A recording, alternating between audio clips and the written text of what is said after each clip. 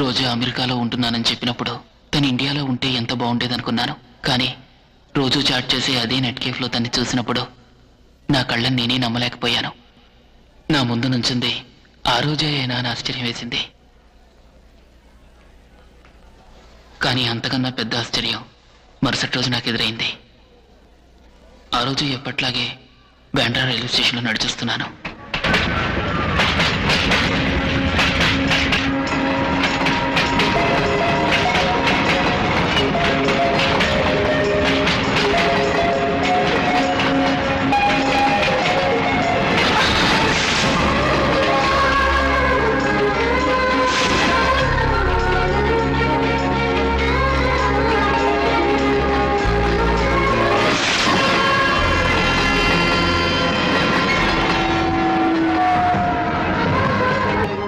చూడనప్పుడు గంటల కొద్దీ మాట్లాడింది నేను. తన్ని చూసిన తర్వాత ఒక్క మాట కూడా మాట్లాడలేకపోయాను. మాట్లాడలేదా? ఎందుకు మాట్లాడలేదు? అరే పోవయ్యా, అయినా నిన్నం తప్పలేదులే.